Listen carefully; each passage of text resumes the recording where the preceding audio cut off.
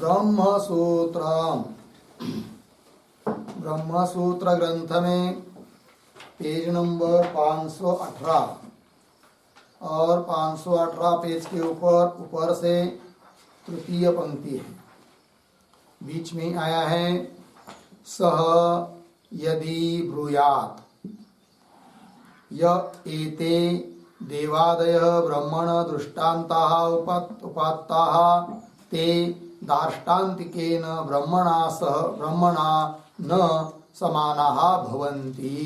ठीक, तो चलो भाई, तो बात यह चल रही है द्वितीय अध्याय प्रथम पाद और द्वितीय अध्याय के प्रथम पाद का यह 8 नंबर का अधिकरण है और इस अधिकरण का नाम है उपसंहार दर्शनाधिकरणम।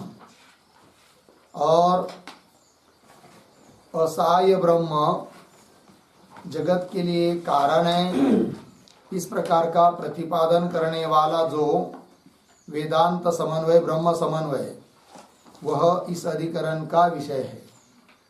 इस पर जबकि पूर्व पक्षी बोलता है कि किसी की सहायता लिए बिना ऐसा जो ब्रह्म वह जगत के प्रति कारण आप सिद्धांती लोग मानते हो, यह तुम्हारा कहना ठीक नहीं है, क्योंकि दुनिया में कोई भी ऐसा कारण नहीं है कि जो अन्य की सहायता लिए बिना कार्य को उत्पन्न कर सके। ऐसा बोलता है पूर्व पक्षी।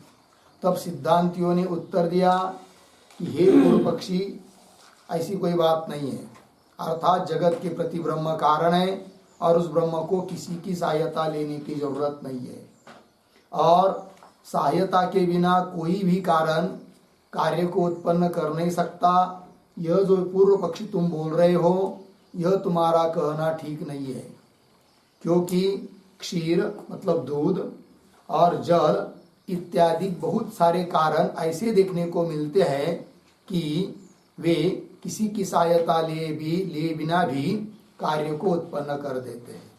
जैसे दूध किसी की सहायता लिए बिना ही दही को बना देता है, जल किसी की सहायता लिए बिना ही हिम आदि के रूप में परिणत हो जाता है।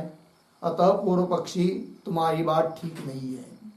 इस पर पूर्व पक्षी ने कहा कि भले क्षीर और जल इत्यादि अन्य सहायता के बिना भी कार्य को उत्पन्न करते हो, किंतु ब्रह्म तो अन्य की सहायता लिए बिना कार्य को उत्पन्न नहीं कर पाएगा, और उसको तो सहायक कोई है नहीं ब्रह्म को। अतः जगत के प्रति ब्रह्म को कारण मत मानो, पूर्व पक्षी बोलता है। तो पूर्व पक्षी का अभिप्राय और यह है कि क्षीर और जल अन्य सहायता के बिना भी कार्य को उत्पन्न कर सकती, इसलिए कि वे जड़ है। तो जो जड़ कारण रहता है वह तो अन्य की सहायता लिए बिना भी कार्य को उत्पन्न कर सकता है, किंतु जो चेतन कारण होता है वह अन्य की सहायता लिए बिना कार्य को उत्पन्न नहीं कर सकता। जैसे कुलाल चेतन है और अन्य की दंड चक्रादिकों की सहायता लिए बिना घटादि कार्य को उत्पन्न कर नहीं सकता।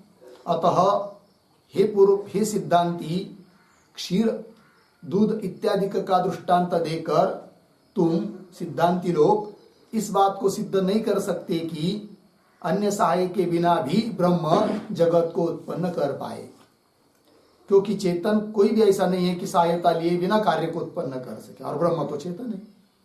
इस पर फिर पूर्व पक्षी का खंडन करने के लिए सिद्धांती बोले कि हे सिद्धांती, हे पूर्व पक्षी, यह भी तुम्हारा कहना ठीक नहीं है।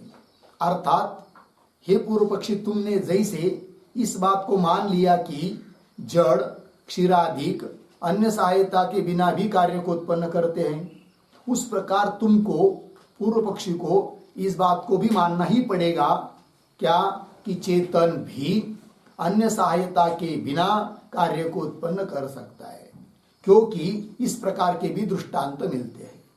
तब सिद्धांतियों ने पूर्व पक्षी को समझाने के लिए 3-4 दृष्टांत दिए, जैसे कि देवता लोग, ऋषि लोग, पितर लोग, ये सब चेतन है और अपना कार्य करते समय किसी की सहायता नहीं लेते, और और दृष्टांत दे दिया था। और क्या दृष्टांत था कि जैसे ऊर्ण नाभि है, जिसको कहते हैं क्या, मकड़ी, वो कीड़ा भी अपना तंतु आदि कार्य उत्पन्न करने के लिए अन्य की सहायता नहीं लेता है, और वो चेतन है मकड़ी। तो चेतन कारण भी अन्य की सहायता लिए बिना कार्य को उत्पन्न कर सकता है। और उदाहरण दिया था बालाका का। बालाका का मतलब बगुली भी होता है, और बालाका का अर्थ कहीं पर मयूरी, मोर की पत्नी, ये भी किया जाता है। तो वह भी अन्य की सहायता लिए बिना क्या करती है, गर्भ को धारण करती है, अर्थात कार्य को उत्पन्न कर देती है। और एक बताया था पद्मिनी अर्थात कमलिनी, एक सरोवर से दूसरे सरोवर जाती है, किसी अन्य साधन की अपेक्षा किए बिना ही दूसरी सरोवर में प्रतिष्ठित हो जाती। हो सकता है कोई आदमी उसको ले जाए, किंतु वो तो किसी की अपेक्षा नहीं करती है, किंतु अन्य जगह प्रतिष्ठित होती है। तो तात्पर्य सिद्धांतियों का यह रहा कि हे पूर्व पक्षी, देवता, ऋषि, पितर आदि, ऊर्णनाभ आदि ये सब चेतन है और कार्य को उत्पन्न कर रहे हैं, और अन्य की सहायता लिए बिना ही स्वयं ही अन्य कार्य को उत्पन्न कर रहे हैं। उस प्रकार फिर ब्रह्म भी चेतन है, वह भी अन्य की सहायता लिए बिना जगत रूप कार्य को उत्पन्न करता है। अतः जगत के प्रति ब्रह्म ही कारण है, और ब्रह्म समन्वय, इसलिए ब्रह्म समन्वय में कोई विरोध भी नहीं है। ये सब बात बताई सिद्धांति ने पूर्व पक्षी को। अब इस पर कदाचित पूर्व पक्षी बोलेगा क्या कि हे सिद्धांति, तुमने जो 3-4 दृष्टांत दिए, किस बात के लिए, कि चेतन कारण भी अन्य सहायता लिए बिना कार्य को उत्पन्न करता है, इस बात को समझाने के लिए जो हे सिद्धांति तुमने दृष्टांत दिए, वो दृष्टांत भी तुमको समझ में नहीं आए, ऐसा बोलेगा कौन, पूर्व पक्षी सिद्धांतियों को। क्योंकि जो जो तुमने दृष्टांत लिए हैं वे भी किस प्रकार के हैं जरा सुन लो। तो पूर्व पक्षी फिर बोल रहा है लेकिन स्वयं नहीं बोल रहा है। तो सिद्धांति ही पूर्व पक्षी की मन की बात अपने मुख से बोल रहे। कदाचित इस प्रकार पूर्व पक्षी बोलेगा। तो क्या बोलेगा वो बात अब दे रहे हैं, फिर उसका निराकरण भी सिद्धांति आगे कर देंगे। तो पंक्ति को देखिए फिर, सह यदि ब्रूयात, ये है ना, तो स यदि ब्रूयात इसके पूर्व में एक वाक्य लिख लेते हैं अवतरण के रूप में। लिखते हैं देवादि दृष्टांतेन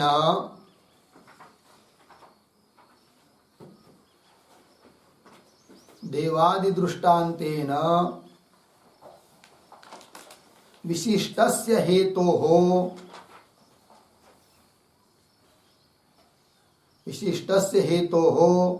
न व्यभिचारः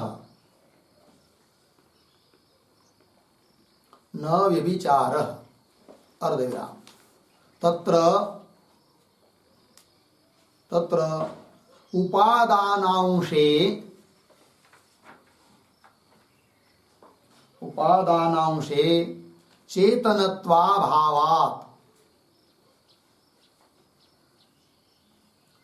चेतनत्वाभावात् इति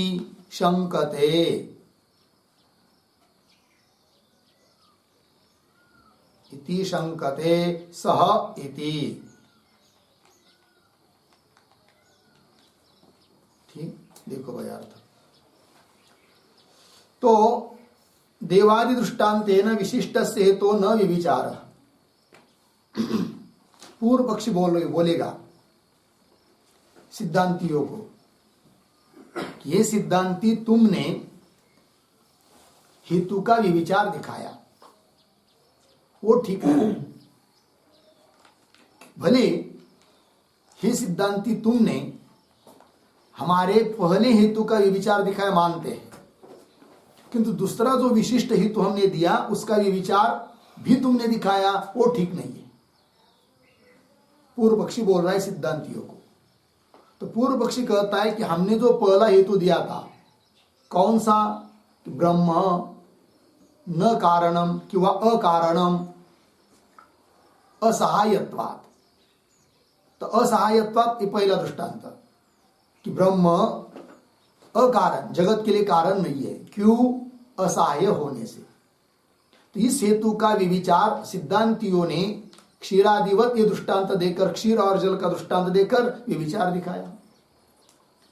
तब पुनः पूर्व पक्षी ने दूसरा अनुमान किया, क्या कि ब्रह्म अकारणम किंवा न कारणम, और हेतु दिया चेतनत्वे सति असहायत्वात्, अर्थात असहायत्वात् इस हेतु के लिए एक विशेषण बढ़ा दिया, तो विशिष्ट हेतु बन गया चेतनत्वे सति असहायत्वात्। अब यह जो विशिष्ट हेतु है इसका भी विचार सिद्धांतियों ने दिखाया, देवता लोगों का दृष्टांत देकर, देव पितर मकड़ी इत्यादि का दृष्टांत देकर। तो अब उस पर अब पूर्व पक्षी कदाचित बोलेगा कि यह जो हमारा दूसरा विशिष्ट हेतु है उसका विचार जो तुमने सिद्धांति ने दिखाया देवादि का दृष्टांत देकर, तुम दृष्टांतों से विचार नहीं है हमारे हेतु का, ये बोलेगा कौन? पूर्व पक्षी। तो वही पंक्ति अवतरण में लिखा कि देवादि दृष्टांतेन, देवता इत्यादि को के दृष्टांत के माध्यम से विशिष्ट से हेतु, विशिष्ट हेतु का मतलब चेतनत्वे सति असहायत्वात् यह हेतु, और इस हेतु का न ये विचार नहीं है। क्यों नहीं है विचार? उसके लिए भी वो बताया, तत्र उपादानांशे, वहां जो कार्य बताया आपने उस कार्य के लिए उपादान कारण के रूप में शरीर आदि है। जैसे देवता है, किसी महल आदि बना दिया आपने संकल्प मात्र से, उसके लिए उसका कारण उसका शरीर है, आत्मा थोड़ी। तो जड़ कारण तो सहाय के बिना भी कार्य को उत्पन्न करता है, तो हम मानते ही है, पूर्व पक्षी बोलेगा। किंतु हमारा कहना यह है कि चेतन होता हुआ, चेतन ऐसा कोई भी कारण सहायता के बिना कार्य को उत्पन्न नहीं कर सकता। और तुमने दृष्टांत दिया देवता का मकड़ी का, यह दृष्टांत लागू थोड़ी है। वही कह रहा है, तत्र उपादानांशे चेतनत्व अभावात् इति शंकते, इस प्रकार की शंका करता है पूर्व पक्षी। तो पंक्ति को देखिए, सह यदि ब्रूयात्, सह वादी अर्थात पूर्व पक्षी, सह यदि ब्रूयात्, वह यदि बोलेगा, क्या बोलेगा? पंक्ति दे रहे आगे, यह एते मतलब ये एते देवादय ब्रह्मण दृष्टांता उपात्ता, ये जो ये सब देवाधिक का दृष्टांत तुमने ग्रहण किया, किसके लिए? ब्रह्मण दृष्टांत उपात्त मतलब ब्रह्म जगत के प्रति कारण है, चेतन है, सहायता की अन्य सहायकता के बिना भी कारण है ब्रह्म। इस बात को समझाने के लिए हे सिद्धांती तुमने जो देवतादिकों का दृष्टांत दिया, दृष्टांता उपात्ता, उपात्ता गृहीता ग्रहण किए गए हैं, ते दृष्टांता, वे सब दृष्टांत दार्ष्टान्तिकेन ब्रह्मणा, दार्ष्टान्त सिद्धांत में किसको बताना है? ब्रह्म को। तो दार्ष्टान्तिक जो ब्रह्म है उसके साथ न समानः भवन्ति, समान नहीं है। वे सब सभी दृष्टांत दार्ष्टान्त के साथ, ब्रह्म के साथ समान नहीं है। कैसे? कि ब्रह्म चेतन है, वो जगत के प्रति कारण है, उसको कोई सहायक नहीं है। उस प्रकार देवता, आपने दृष्टांत दिया कि देवता भी चेतन है और वो भी अन्य कार्य कर रहा है, और वह देवता भी चेतन होता हुआ अन्य की सहायता नहीं लेता है, किंतु ये तुम्हारा कहना गलती है, ऐसा पूर्व पक्षी बोल रहा है सिद्धांति लोग। कैसे? देखिए आगे, शरीर, उसी का स्पष्टीकरण कर रहा है वो, शरीरम एव ही अचेतनम देवादीनाम शरीरांतरादि विभूति उत्पादने उपादानम न तु चेतनम आत्मा। देखो भाई, शब्दों का थोड़ा अन्वय कर लेते हैं। दो शब्द छोड़कर आया है ही, फिर एक शब्द छोड़कर आगे देवादीनाम, पीछे अचेतनम, और पीछे शरीरम एव, आगे शरीरांतरादि विभूति उत्पादने उपादानम, सरल सब आगे, न तो चेतन आत्मा। अर्थ देखिए भाई, क्यों समान नहीं है दृष्टांत दार्ष्टान्त के साथ? वो बोल रहा है पूर्व पक्षी, ही, यतो ही, क्योंकि देवादि नाम, देवता लोगों का, देवता आदि शब्द से पितर ऋषि आदि, देवतादि लोगों का अचेतन शरीर ही शरीरांतरादि विभूति उत्पादने, अन्य शरीरों को धारण करते हो देवता ऋषि आदि आदि संकल्प मात्र से, तो अन्य शरीर रूप जो विभूति है उसके लिए, उसके उत्पन्न करने के लिए उपादान कारण उन देवतादिकों का, ऋषि आदियों का शरीर है जो कि अचेतन है। आत्मा थोड़ी उपादान कारण है उनके कार्यों को। यदि अन्य शरीर जो नया नया धारण कर रहे संकल्प मात्र से, उसके लिए उपादान कारण आत्मा होता, उन देवता लोगों का आत्मा होता, तब हम मानते कि चेतन आत्मा अन्य सहायता के बिना अन्य शरीर को धारण कर रहा है। किंतु यहां पर दृष्टांत में अन्य शरीर आदि जो धारण कर रहे देवतादि लोग या महल आदि कुछ भी, तो उसके लिए, उस विभूति के लिए उपादान कारण उनका शरीर है ना। और शरीर कैसा है? जड़ है। वो तो बिना सहायता के बिना भी कार्य कर सकते हैं, तो हमने माना ही है, पूर्व पक्षी बोलेगा। बात हमारी यह है कि कोई भी चेतन अन्य सहायता के बिना कार्य को उत्पन्न नहीं कर सकता है। दृष्टांत तुम लीजिए देवता लोगों के, देवता मकड़ी आदियों के, वो दृष्टांत कहाँ लागू पड़ रहे फिर, क्योंकि उनका शरीर कारण है। मकड़ी के लिए वहां भी दृष्टांत में वहां आगे आ रहा है, पंक्ति को देखिए पुनः, ही देवादि नाम अचेतनम शरीरम एव, देवता लोगों का अचेतन शरीर ही शरीरांतरादि विभूति, अन्य शरीर रूप विभूति को उत्पन्न करने में उत्पादने, उपादान कारण है शरीर, न तो चेतना आत्मा। उन देवतादि लोगों का चेतन आत्मा कोई उपादान कारण नहीं है। और मकड़ी का दृष्टांत है, उसमें भी वैसा ही है। वो बोल रहा है तंतुनाभस्य च क्षुद्रतर जंतु भक्षणात् लाला कठिनताम आपद्यमाना तंतु भवती। देखो भाई, मकड़ी के दृष्टांत के बारे में भी दृष्टांत के साथ वो दृष्टांत भी समान नहीं है। कैसे कि तंतुनाभ जो है, ऊर्णनाभि मकड़ी, कीड़ा विशेष जो हर घर में मिलता है, जाला बना देता है अपने मुंह से, जाल लार को निकाल कर वो सब। तो तंतुनाभ से वो क्या करता है, छोटे छोटे जीवों को खाता है। कौन? मकड़ी।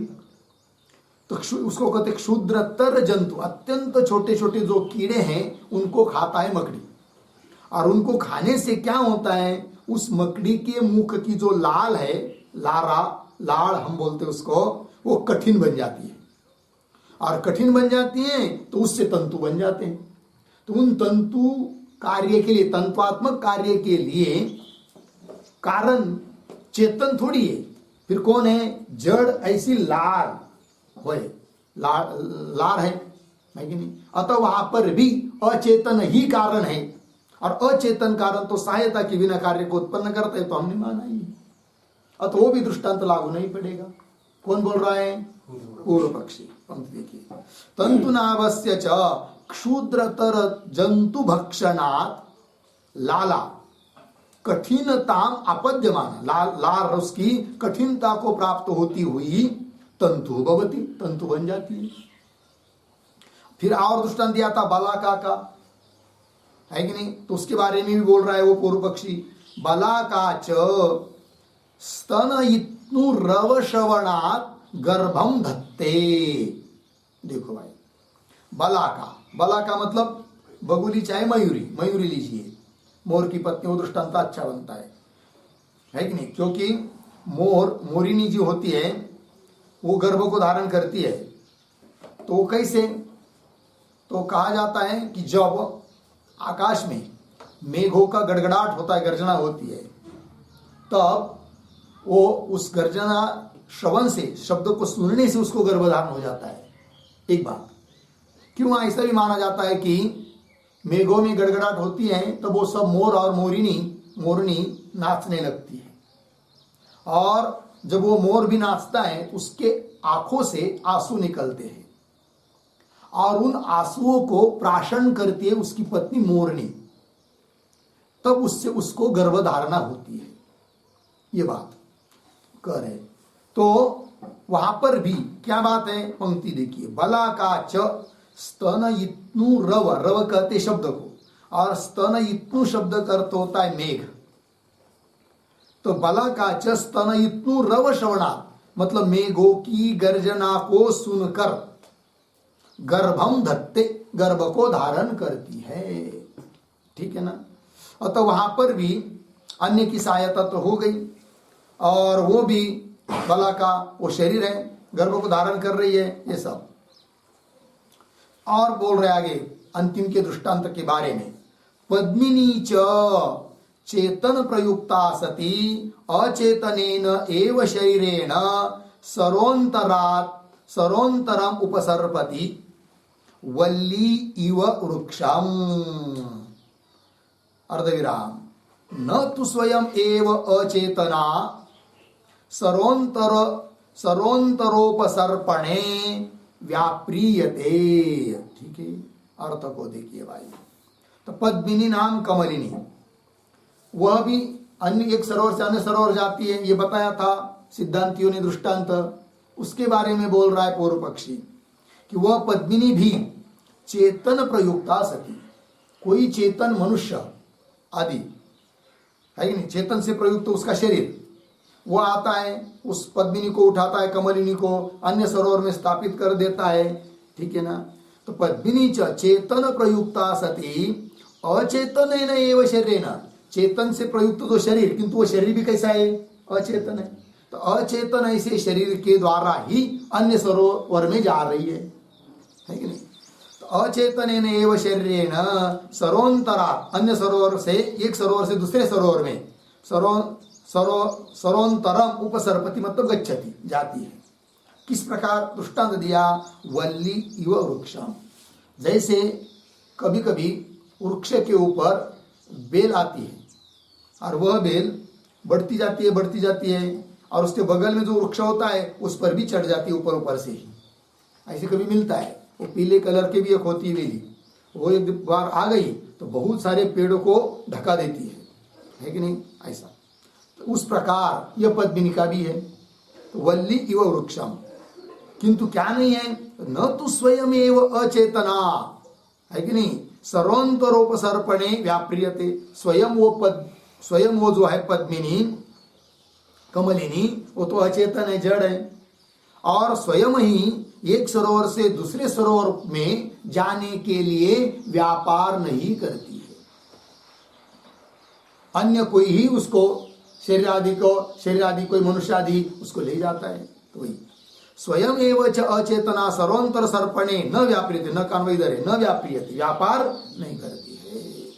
तस्मात्, तो सब कुल मिलाकर क्या बात निकली, तो बता रहा है पूर्व पक्षी, तस्मात् न एते ब्रह्मण दृष्टान्तः इति, तस्मात् एते ब्रह्मण दृष्टान्तः न इति, ऐसा अन्वय, मतलब न का अन्वय आगे करना है। तस्मात् इसलिए, एते ये सब ब्रह्मण दृष्टांत, मतलब ब्रह्म, असाय ब्रह्म भी जगत के प्रति कारण है, इस बात को सिद्ध करने के लिए ये कोई दृष्टांत नहीं बन सकते, ये बात। तस्मात् एते ब्रह्मण दृष्टान्तः न इति, ये बात बता दिया। यहां तक पूर्व पक्षी के मन की बात सिद्धांतियों ने बता दिया। इस प्रकार यदि पूर्व पक्षी बोलता है तो उसके लिए उत्तर दे रहे, अब तम प्रति ब्रूयात्, मिला।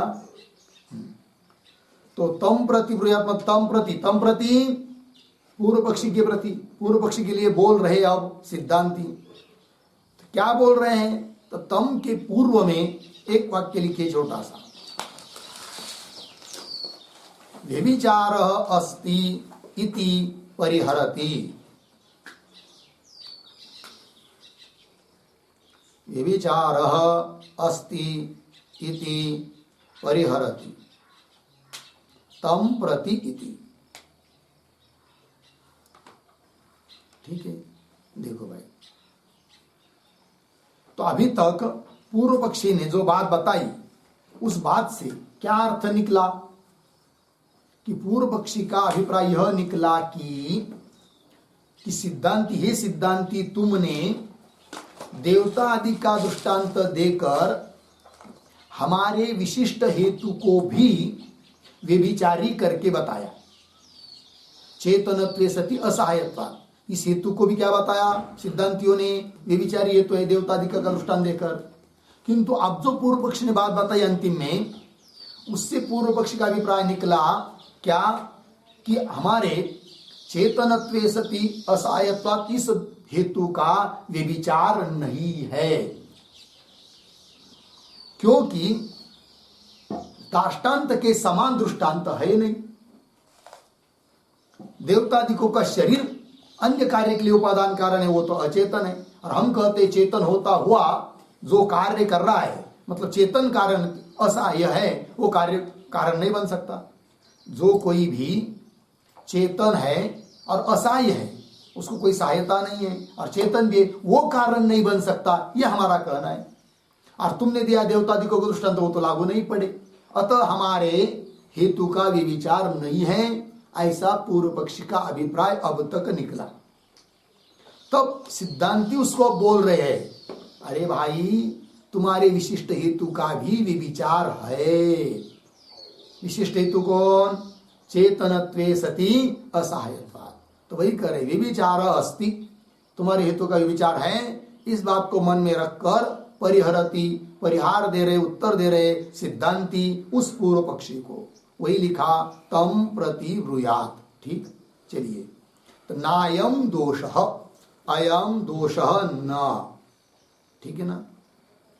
तो ये जो है ना अयम दोष मतलब कौन सा दोष, तो उसका अर्थ लिखिए। अयम दोष बराबर, अयम दोष बराबर दृष्टांत वैषम्याख्य,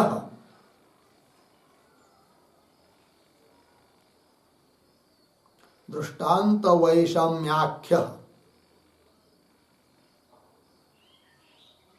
ठीक है। ये दोष मतलब पूर्व पक्ष ने क्या कहा था कि दृष्टांत में वैषम्य है, दाष्टांत के अनुकूल दृष्टांत नहीं है। तब सिद्धांती बोल रहे हैं दृष्टांत वैषम्य रूप दोष नहीं है। कैसे? अब बोल रहे सिद्धांती, देखिए आगे। नायम दोष कुलालादि दृष्टांत वैलक्षण्य मात्रस्य विवक्षितत्वात् इति हेतु दिया सिद्धांतियों ने।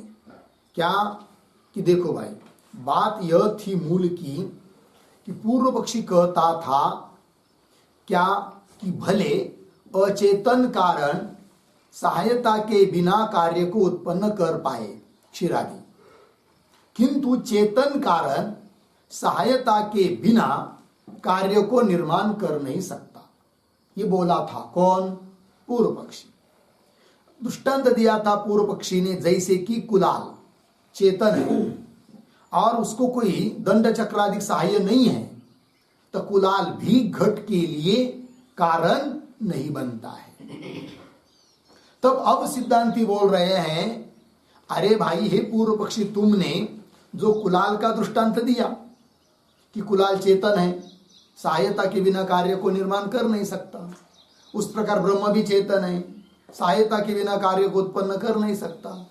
ये जो पूर्व पक्षी तुम बोले थे ना, तो हमको ये चार दृष्टांत देकर इतनी ही बात बतानी है कि तुम्हारे दिए गए कुलाल दृष्टांत से इन दृष्टांत से वैषम्य है कि नहीं? वही बात लिख रहे, कुलालादि दृष्टांत वैलक्षण्य, विलक्षणता। कुलालादि दृष्टांतों से इन दृष्टांतों में विलक्षणता है, इतनी ही बात हमको बतानी है। तात्पर्य क्या? तो सिद्धांती कहना चाहते पूर्व पक्षी को, हे पूर्व पक्षी, तुमने जो चेतन कुलाल का दृष्टांत दिया कि वह चेतन कुलाल सहायता के बिना कार्य को उत्पन्न नहीं कर सकता, तो हम कहते हैं कि जैसे तुम कुलाल को चेतन बोल रहे हो और सहायता के बिना कार्य नहीं कर सकता ये बोल रहे हो, उसी प्रकार हम कहेंगे देवतादिक भी, ऊर्नाभि आदि भी चेतन है, जैसा तुम्हारा कुलाल चेतन है। और ये चेतन होते हुए भी अन्य की सहायता न लेकर, अन्य की सहायता मतलब क्या? अपने शरीर से लेकर शरीर आत्मा से भिन्न किसी का सहायता न लेना। जैसे कुलाल अपने शरीर से भिन्न दंड चक्र आदि की सहायता लिए बिना कार्य को उत्पन्न नहीं कर सकता, उस प्रकार यदि देवता लोग भी अपने शरीर से भिन्न किसी सहायता के बिना कार्य न कर पाते, तब हम कहते कि हाँ भाई, चेतन जो होता है वह सहायता के बिना कार्य को उत्पन्न नहीं कर सकता। किंतु देवता लोगों के बारे में तो वे देवता लोग भले अपने शरीर से दूसरे शरीर को धारण कर रहे हो, किंतु शरीर से छोड़कर अन्य किसी दंड चक्रादि की तरह अन्य किसी चीज की सहायता तो नहीं ले रहे ना। अतः कुलाल दृष्टांत से विलक्षणता इन दृष्टांतों में। अतः जैसे वहां पर भले कुलाल के बारे में सहायता बिना कार्य नहीं कर रहा है, किंतु यहां तो सहायता अन्य सहायता के बिना भी कार्य कर रहे हैं देवता लोग, उस प्रकार चेतन ब्रह्म भी अन्य सहायता के बिना कार्य को कर देगा, क्या आपत्ति है? ये बात है। तो हमको केवल कुलाल आदि दृष्टांत से विलक्षणता दिखानी थी, इसलिए दृष्टांत दिया और काम बन गया। ये बात बोल रहे कुलाल आदि दृष्टांत वैलक्षण्य मात्र से विवक्षितत्वात्, केवल इतनी विलक्षणता बतानी ही हमारी विवक्षा है, कहने की इच्छा है। इति लग गया, आगे चलिए।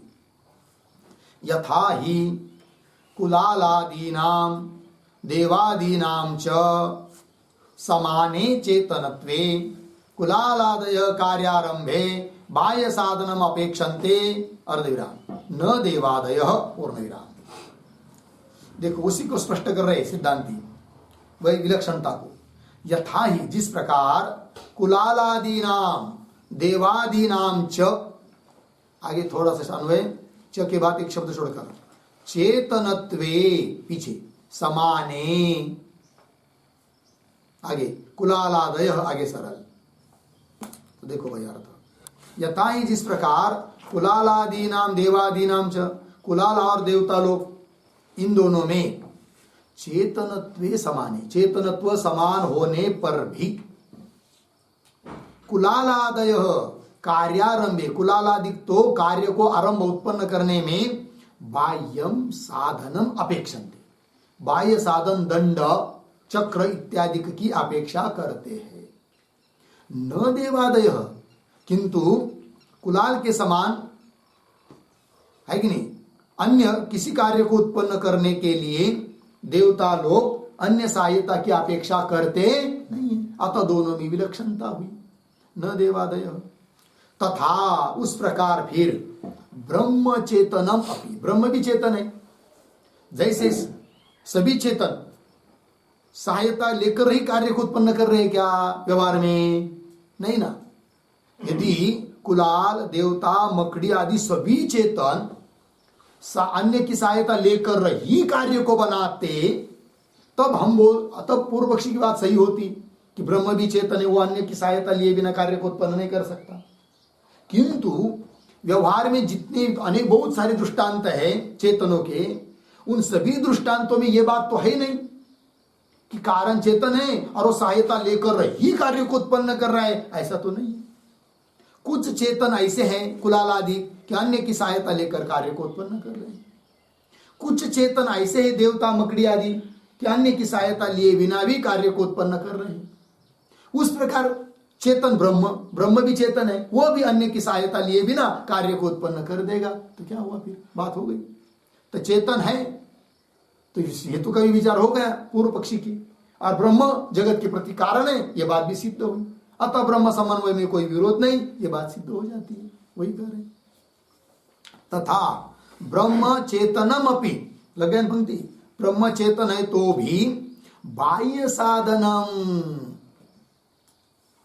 न, है ना, बाह्य के पीछे न अपेक्षिष्यते, लगे ना।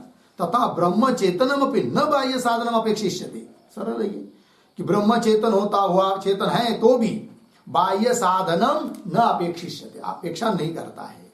इति एतावत् वयम देवतादि उदाहरणेन विवक्षामः, इस प्रकार इतनी ही बात हम लोग देवतादि के उदाहरण के द्वारा कहना चाहते हैं। विवक्षामः, ये कह दिया सिद्धांति ने। तस्मात्, इसलिए, यथा एकस्य सामर्थ्यम दृष्टम तथा सर्वेषाम एव भवितुम अर्हति, इति नास्ति एकांतः इति अभिप्राय। ठीक, पंक्ति को देखिए, अर्थ को देखिए। तस्मात् इसलिए यथा एक से सामर्थ्य, व्यवहार में 10 आदमी हैं, फिर 10 आदमी को आप ये नहीं कह सकते क्या कि हे भाई तुम 10 लोग में से ये देवदत्त नाम का व्यक्ति एक ही क्षण में, काल में, है कि नहीं, एकदम 2 कुंटल का बोझा उठा रहा है, अतः बाकी के तुम 9 लोग, वो तुम भी तो मानव हो और तुम्हारे जैसे ही देवदत्त है, वो जैसे एक साथ 2 क्विंटल का बोझा उठाता है उस प्रकार तुम भी उठाओ, ये नहीं बोला जा सकता है कि नहीं, क्योंकि हर एक व्यक्ति का सामर्थ्य अलग है। एक व्यक्ति का इतना सामर्थ्य है, इस प्रकार उसमें भी दूसरे में भी ऐसा होना चाहिए, ऐसा कोई नियम नहीं। अतः भले कुलाल चेतन है किंतु अन्य सहायता लिए बिना कार्य को नहीं कर सकता, किंतु इसका मतलब ये थोड़ी है कि जो चेतन है वो सब अन्य की सहायता लेकर ही कार्य को उत्पन्न करेगा। तो कुछ चेतन, मकड़ी, देवता आदि अन्य की सहायता लिए बिना भी कार्य को उत्पन्न कर सकते हैं। उस प्रकार ब्रह्म भी चेतन है, अन्य की सहायता लिए बिना कार्य को उत्पन्न कर देगा। तो क्या आपत्ति हुई? कुछ नहीं। जगत के प्रति कारण ब्रह्म सिद्ध हो गया। लग गया पंक्ति, वही दे रहे। तस्मात् यथा एकस्य सामर्थ्यम दृष्टम, जैसे व्यवहार में एक का सामर्थ्य जिस प्रकार का देखा जाता है, तथा सर्वेषामेव भवितुम अर्हति, उस प्रकार सभी लोगों का सामर्थ्य वैसा ही होना योग्य है। इति, इस प्रकार का क्या, नास्ति एकांत, इति एकांत नास्ति इति अभिप्राय। एकांत, एकांत शब्द का अर्थ लिखिए अव्यभिचरित नियम।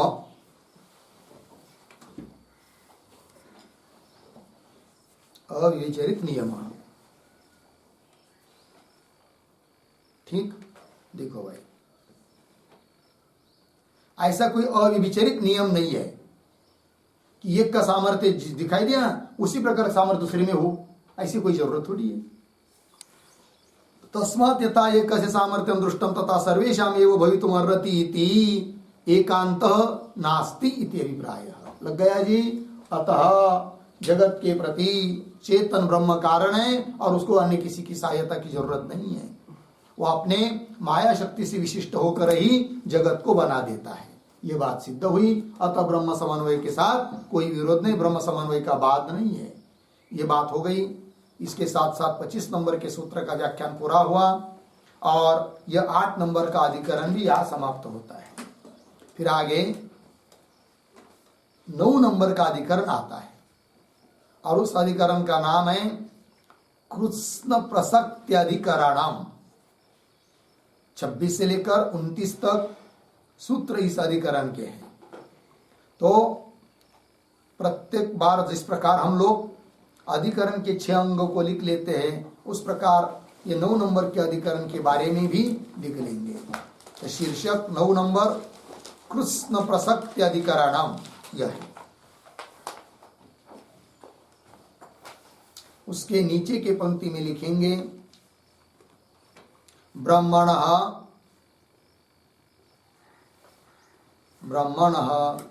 परिणामित्वाधिकरणम। परिणामित्वाधिकरणम पूर्ण विराम कंस बंद। फिर नीचे संगति, नंबर 1 संगति।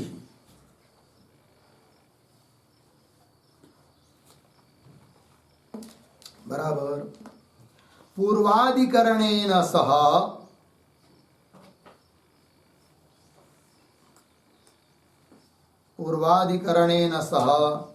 अस्य अधिकरणस्य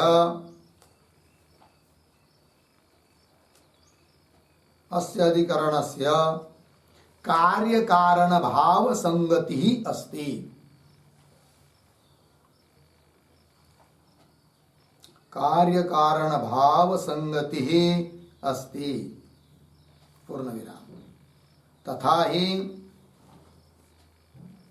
पूर्वाधिकरणे क्षीरादिवत् देवादिवच्च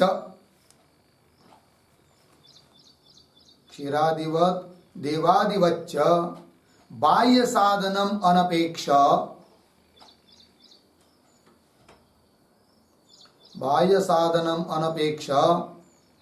ब्रह्म स्वयं परिणममानं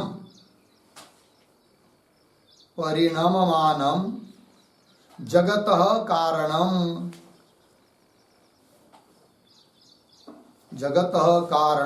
इति उक्तौ ब्रह्मणः परिणामित्व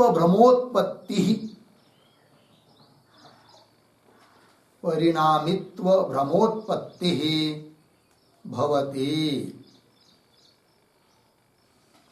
भवति पूर्णविराम। अतः पूर्वाधिकरणस्य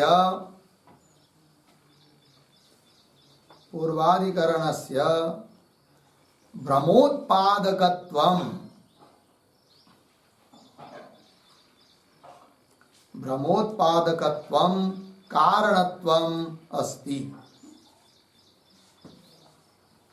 कारणत्वम् अस्ति पूर्णविराम। अनेन अधिकरणेन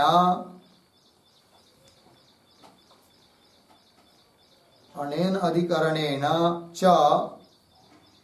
भ्रम निरसनं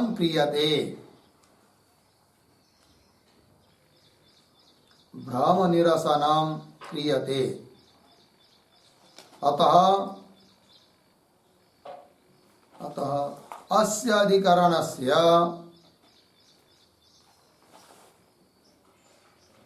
अधिकरणस्य कार्यत्वं भवति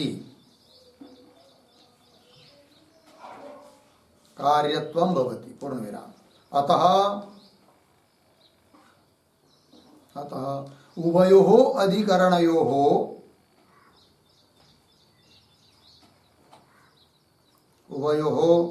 अधिकरणयोः कार्य कारण भाव संगति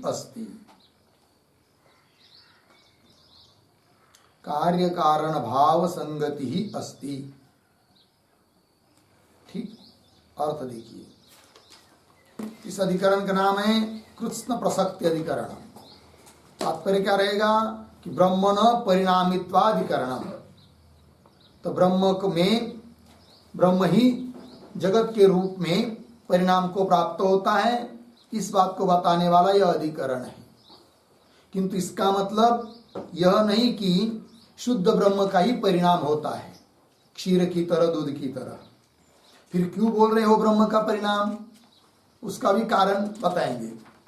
तो संगति देखिए। फिर तो संगति में कहा कि पूर्वाधिकरण के साथ इस अधिकरण की कार्य कारण भाव संगति है।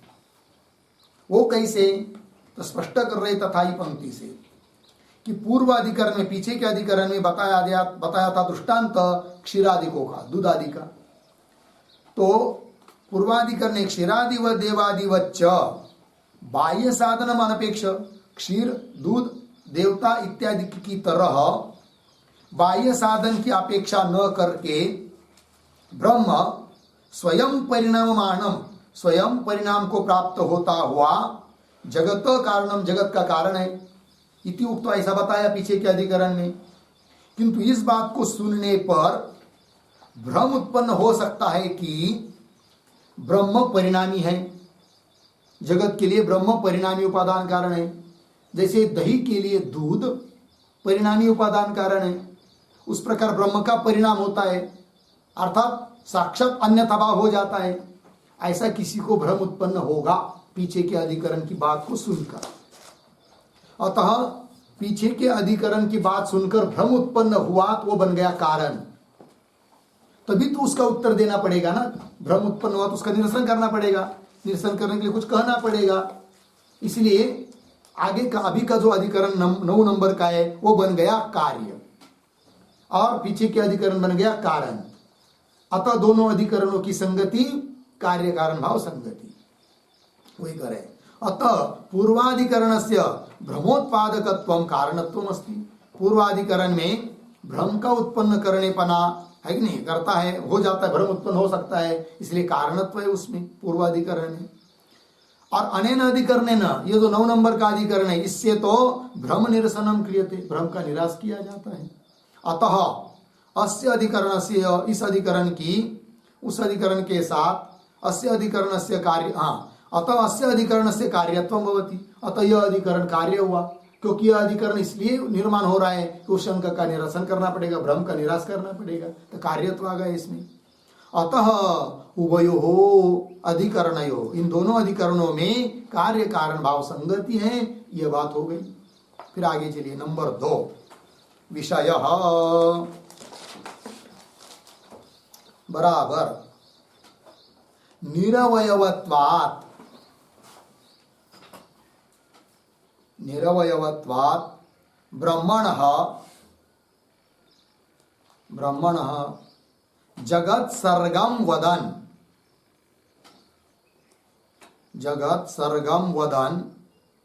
समन्वयः,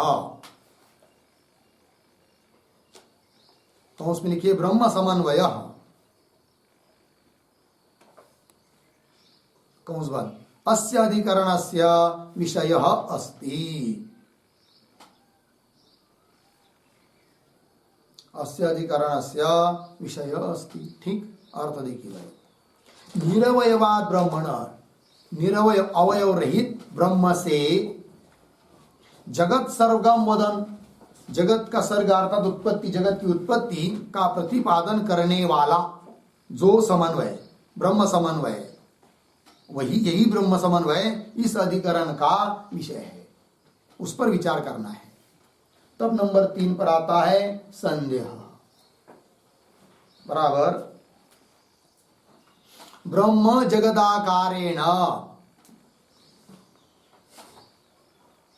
ब्रह्म जगदाकारेण न परिणमते, न परिणमते, अर्धविराम, निरवयवत्वात्, निरवयवत्वात्, आगे यत् निरवयवम्, यत् निरवयवम् तत् न परिणामी, तत् न परिणामी, अर्धविराम, सावयवस्य एव, सावयवस्य एव नानाकारेण, नानाकारेण परिणाम दर्शनात्, परिणाम दर्शनात् इति न्यायेन,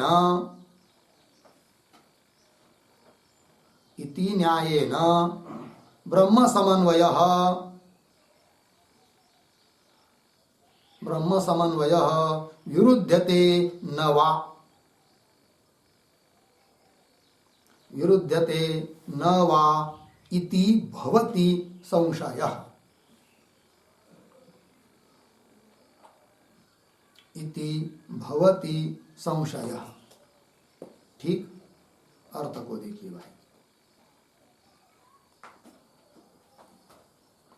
ब्रह्म जगदाकारेण न परिणमते, ब्रह्म जगत के रूप में परिणाम को प्राप्त नहीं हो सकता, क्यों?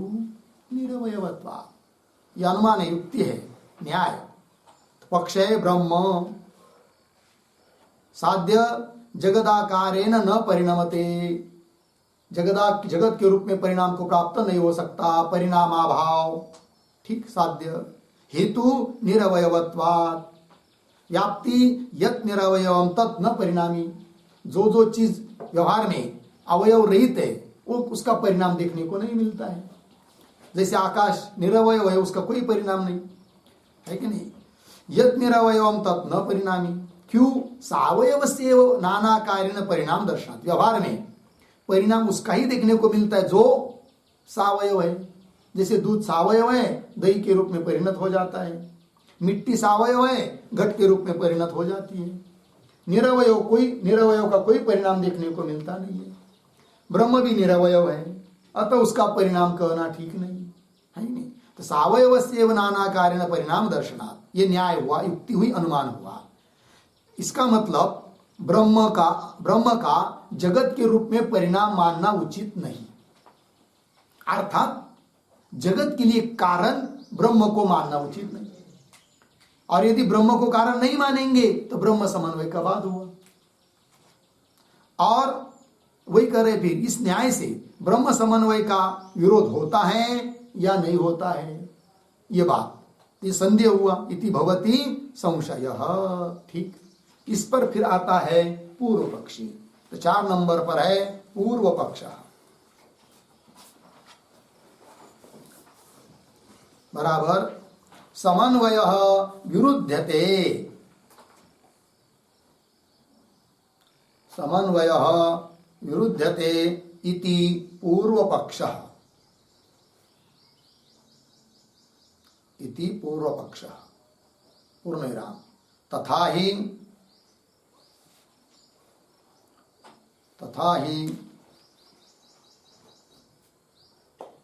आगे एकम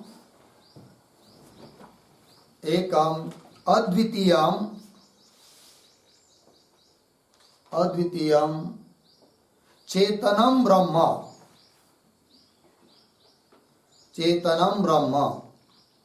क्षीरादिवत देवादिवच्च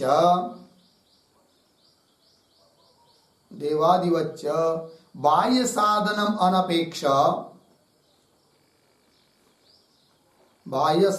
अनपेक्ष स्वयं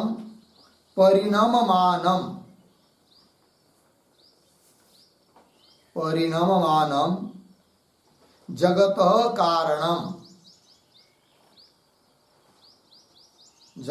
कारणम इति उक्तम,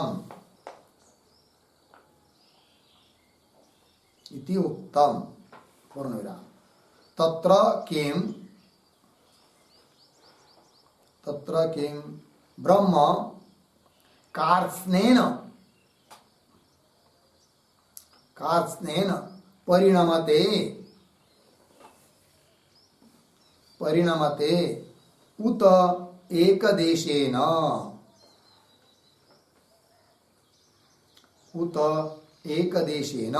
पूर्णविराम। नाद्यः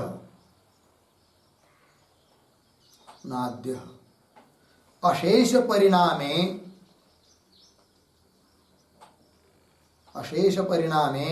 ब्रह्मणः क्षीरवत् अनित्यत्व प्रसंगः भवति।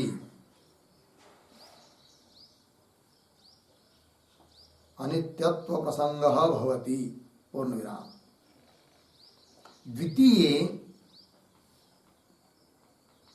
द्वितीये सावयवत्व प्रसंगः भवति।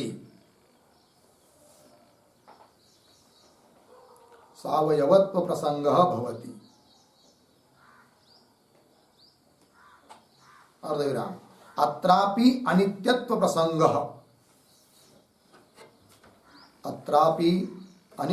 प्रसंगः भवति एव। पूर्णविराम। अतः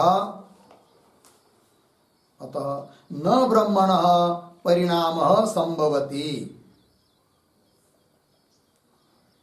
न ब्रह्मणः परिणामः संभवति। पूर्णविराम। एवं उभयथा अपि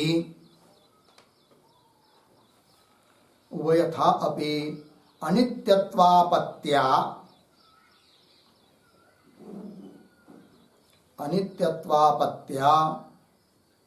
ब्रह्म न उपादानं भवितुम अर्हति।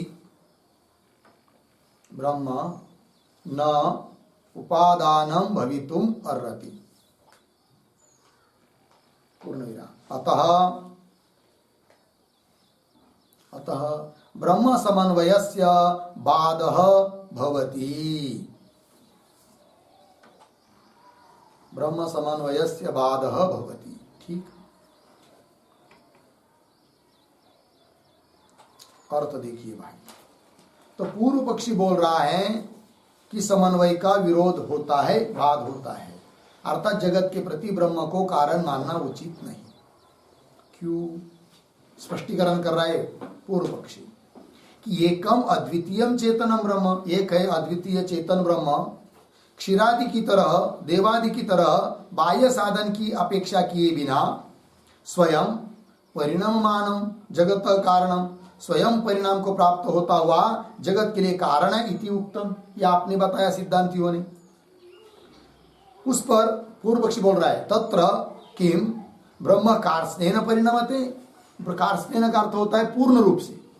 ब्रह्म क्या पूर्ण रूप से परिणाम को प्राप्त होता है? उत अथवा एक देशेन, ब्रह्म का एक भाग परिणाम को प्राप्त होता है, कुछ भाग वैसा ही रहता है, ऐसा है क्या? दोनों में से कौन सा बात मानते हो? ये पूर्व पक्षी पूछ रहा है सिद्धांतियों को। तो यदि सिद्धांति कहेगा पहली बात पूर्ण रूप से ब्रह्म परिणाम को प्राप्त होता है यावत, तो पूर्व पक्षी बोल रहा है ये मान नहीं सकते। क्यों? नाद्य अशेष परिणामे, संपूर्ण ब्रह्म का परिणाम मानेंगे तो ब्रह्मण क्षीरवत अनित्यत्व प्रसंग भवति, तो ब्रह्म दूध की तरह अनित्य हो जाएगा। जैसे दूध का, संपूर्ण दूध का दही के रूप में परिणाम होता है। 2 लीटर दूध लिया और उसका दही बनाना है आपको, तो उस 2 लीटर दूध में थोड़ा सा दूध को गर्म करके आतंचन, जोरन, इरजन जिसको बोलते हैं वो डाल दिया, फिर उस दूध का कुछ भाग, 1 लीटर भाग दही बन गया, 1 लीटर वैसा रहा, ऐसा होता है क्या? नहीं। पूर्ण रूप से दूध दही के रूप में परिणत होता है, दूध दूध के रूप में बचता नहीं है, अतः दूध अनित्य है। उस प्रकार ब्रह्म का पूर्ण रूप से परिणाम मानेंगे तो ब्रह्म भी क्या हो जाएगा? अनित्य हो जाएगा, ये बोल रहा है पूर्व पक्षी। अतः पूर्ण रूप से ब्रह्म का परिणाम जगत के रूप में होता है ये मान नहीं सकते। अच्छा, कदाचित हे सिद्धांत तुम कहोगे क्या दूसरा विकल्प कि ब्रह्म का कुछ भाग परिणाम को प्राप्त होता है जगत के रूप में और कुछ भाग जगत के रूप में परिणाम को प्राप्त नहीं होता है, ये भी नहीं बोल सकेंगे तुम। पूर्व पक्षी बोल रहा है क्यों? द्वितीय सावयवत्व प्रसंग, ब्रह्म को क्या मानना पड़ेगा? भी सावयव, अर्थात ब्रह्म के कुछ अवयव परिणाम को प्राप्त हो रहे हैं, कुछ नहीं हो रहे, सावयव मानना पड़ेगा। और जो जो चीज सावयव होती है वो अनित्य होती है, इस पक्ष में भी ब्रह्म में अनित्यत्व दोष आएगा। अतः न ब्रह्म न परिणाम संभवति, अतः ब्रह्म का परिणाम कहना संभव नहीं है। एवं इस प्रकार उभयथा अपि, दोनों भी प्रकार से, पूर्ण रूप से भी परिणाम नहीं मान सकते, किसी अंश का परिणाम होता है ये भी नहीं मान सकते। उभयथा अपि अनित्यत्वापत्या, अनित्यत्व की प्राप्ति होने से ब्रह्म न उपादानम भवितुम अर्हति, ब्रह्म जगत के लिए उपादान कारण हो नहीं सकता। अतः ब्रह्म समन्वय से बाधा भवति, इसलिए ब्रह्म समन्वय का क्या है? बाध है। ठीक, अब आगे आते हैं नंबर 5 पर, सिद्धांत। सिद्धांत बराबर उद्धरण चिन्ह में, इंद्रो मायाभिः पुरुरूप ईयते, पुरुरूप ईयते, उद्धरण चिन्ह 1, कौंस में लिखिए अर्थ, परमेश्वर माया शक्तियों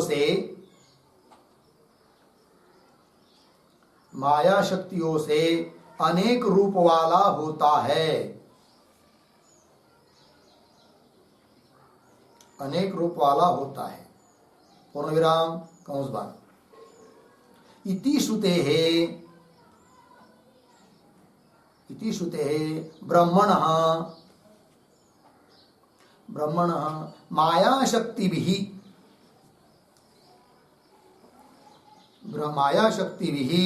जगद्रूप परिणामः उक्तः अस्ति,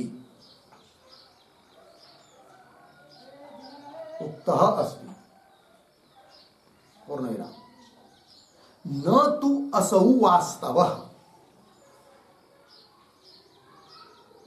न तु असौ वास्तवः पूर्णविराम। तेन कृत्स्नैक देश विकल्पयोः कौंस में लिखिए संपूर्ण रूप से परिणाम का वा संपूर्ण रूप से परिणाम का वा एक देश से परिणाम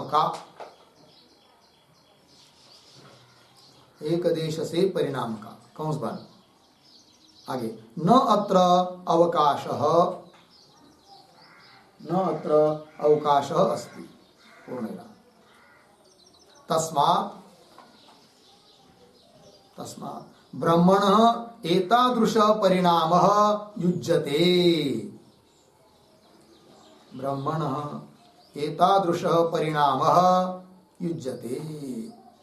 पूर्णविराम। अतः न ब्रह्म समन्वयस्य बाधः भवति।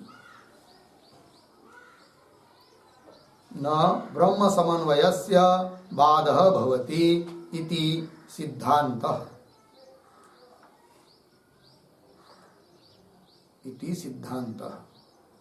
पूर्णविराम। देखो भाई अर्थ इंद्रो माया भी पुरुरूप ईयते श्रुति है। इंद्र शब्द का अर्थ यहाँ पर परमेश्वर परमात्मा माया शक्तियों के द्वारा पुरुरूप मतलब अनेक रूप वाला होता है। ये बात इस श्रुति के आधार पर कहा जाता है कि ब्रह्मणः माया शक्ति भी जगद्रूप परिणाम उक्त अस्ति। ब्रह्म का माया शक्तियों के द्वारा जगद्रूप परिणाम कहा गया है।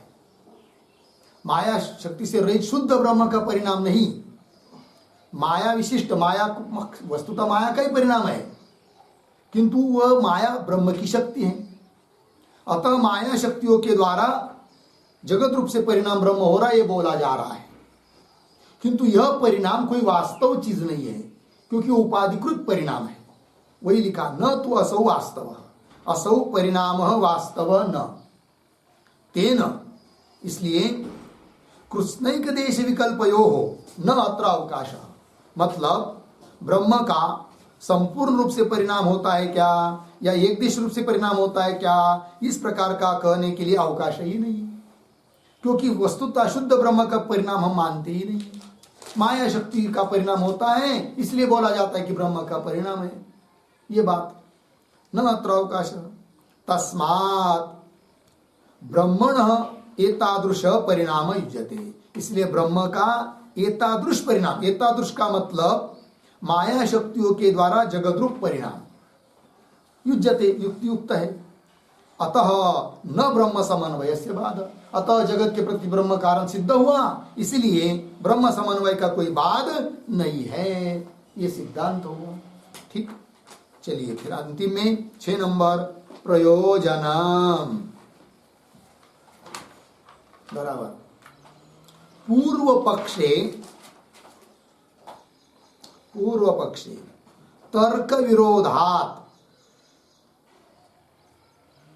तर्क विरोधात समन्वया सिद्धि, समन्वय असिद्धि फलम भवति पूर्ण विराम। सिद्धांते तो समन्वय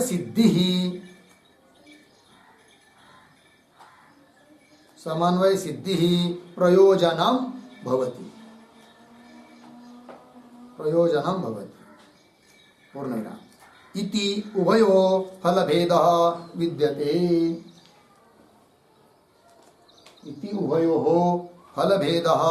विद्यते। ठीक, अर्थ देखिए भाई, पूर्व पक्ष में तर्क के साथ विरोध होने से समन्वय की असिद्धि है, ये फल, और सिद्धांत में समन्वय की सिद्धि, ये प्रयोजन फल है।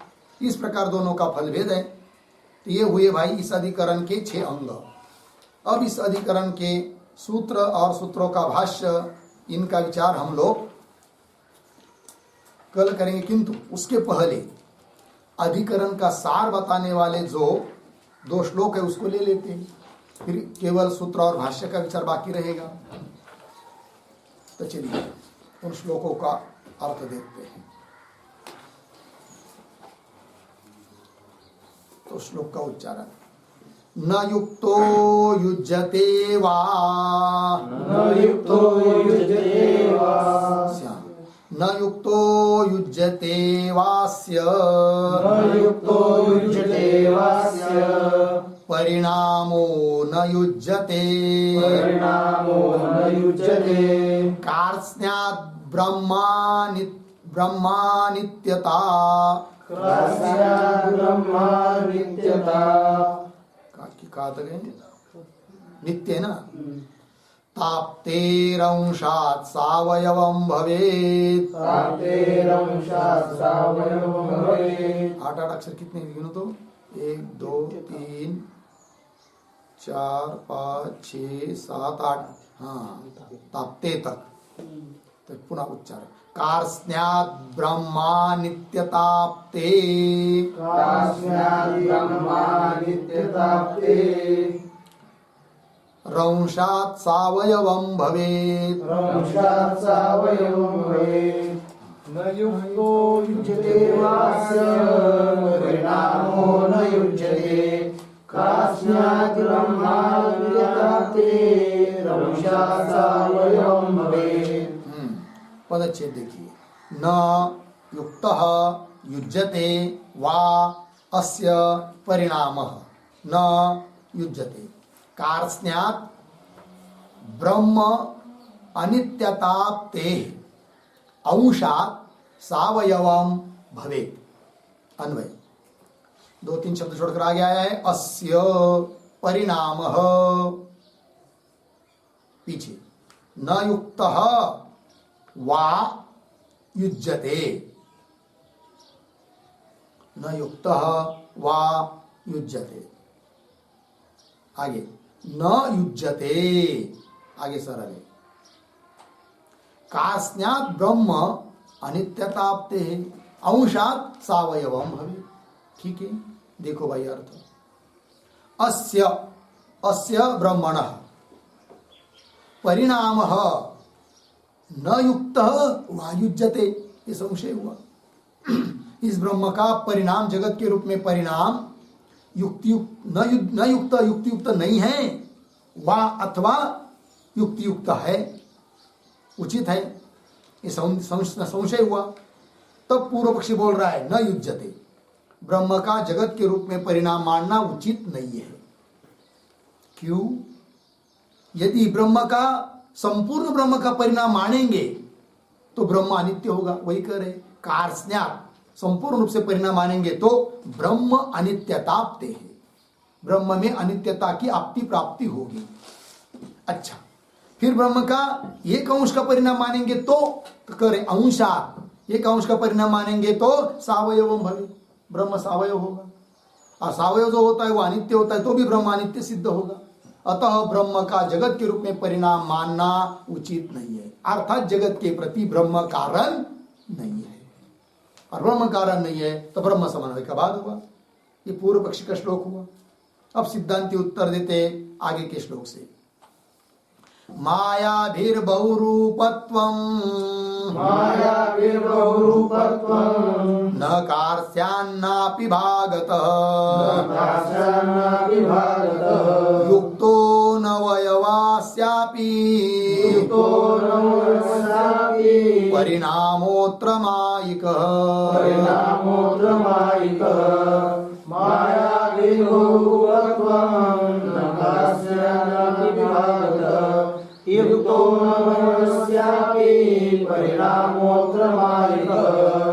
ठीक, पदच्छेद, मायाभिः बहुरूपत्वं न कार्त्स्न्यात् न अपि भागतः युक्तः अनवयवस्य अपि परिणामः अत्र मायिकः।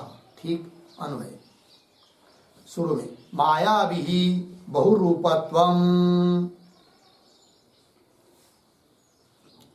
एक शब्द शुरू आगे, कार्त्स्न्यात् पीछे न, आगे भागतः पीछे, अपि पीछे, न, भागत अपि न। आगे अंतिम में अत्र पीछे, अनवयवस्य अपि, अंतिम में मायिकः पीछे, परिणामः और उसके पीछे युक्तः।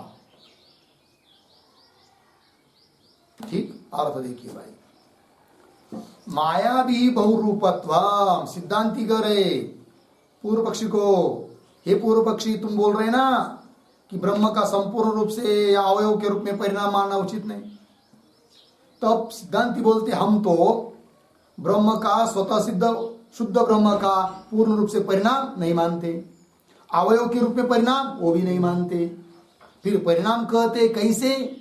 तब बोल रहे सिद्धांति माया भी बहुरूपत्व, उसकी उपाधि शक्ति जो माया है उस माया के माध्यम से बहुरूपत्व है, परिणाम है, न कि शुद्ध ब्रह्म का। माया भी बहुरूपत्व, इसलिए क्या जी कार्यात्म संपूर्ण रूप से परिणाम ये भी हम नहीं मानते, भागत अपि न अंश रूप से परिणाम ब्रह्म का ये भी हम नहीं मानते, सिद्धांति बोल रहे हैं। फिर आगे अत्र अनवयवस्यापि, अनवयव म्हणजे अवयव रहित का भी ब्रह्म का भी मायिक परिणाम युक्त, मायिक परिणाम युक्त युक्त है, माया का परिणाम, उसकी शक्ति माया का परिणाम कहना उचित ही है कि नहीं? ये बात बता दी। अतः ब्रह्म समन्वय का कोई विरोध नहीं हो सकेगा, ये बात बता दी। ये अधिकरण का सार बताने वाले 2 श्लोक उनका भी चिंतन हो चुका है। अब आगे सूत्र और भाष्य रहेंगे, उसका विचार हम लोग कल करेंगे। ओम पूर्णमिदं पूर्णात् पूर्णमुदच्यते पूर्णस्य पूर्णमादाय पूर्णमेवावशिष्यते। ओम शांति शांति शांति। शंकर